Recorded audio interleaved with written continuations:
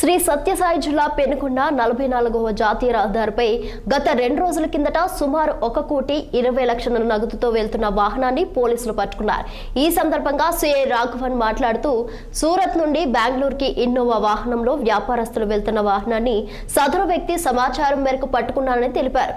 డబ్బులు తరలిస్తున్న 2 వ్యక్తులు అక్కడి నుంచి పరారయ్యారని, వారి కోసం గాలింపు చర్యలు కొనసాగుతున్నాయని తెలిపారు. వారిని పట్టుకుని కోర్టులో హాజరుపరుస్తామని పోలీసులు వెల్లడించారు. ఒక కారులో బెంగళూరు వైపు వెళ్తున్న ఒక ఇద్దరిని అడ్డగించి వాళ్ళ దగ్గర నుంచి తీసుకెళ్తున్నారని వేరే వాళ్ళు వచ్చి అక్కడ డ్యూటీలో ఉన్న ఒక ఇన్స్పెక్టర్ గారికి బోయ శేఖర్ గవర్నమెంట్ ఇన్స్పెక్టర్ గారు డ్యూటీలో ఉన్నారు. ఆ డ్యూటీలో ఉన్న సిఏ గారికి చెప్పడము, సిఏ గారు వారు చెప్పిన ప్రాంతానికి వెళ్ళడం, అక్కడ ఏమి కనిపించకపోవడంతో పోలీస్ స్టేషన్ లో కంప్లైంట్ ఇవ్వడం జరిగింది. దానిపై కేసు నమోదు చేయడం జరిగింది కియా పోలీస్ స్టేషన్ పరిధిలో.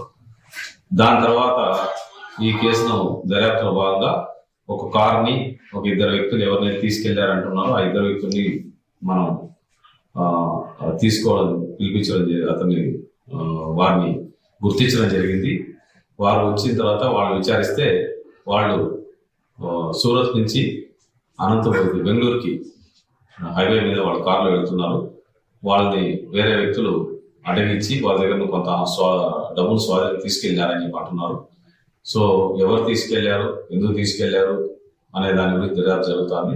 ప్రస్తుతానికి ఆ కారులో ఉన్న 1,20,00,000 రూపాయలని మనం కేసు ద్వారా స్వాధీనం చేసుకోవడం జరిగింది.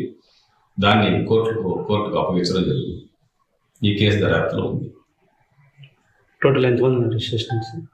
ఇది మాత్రమే కారులో ఉన్నారు ప్రస్తుతానికి. దాని తర్వాత ఇంకా మళ్ళీ ఈ కేసు దర్యాప్తులో ఎంతమంది పాల్గొన్నారు, ఏం చేస్తారు, దేనికి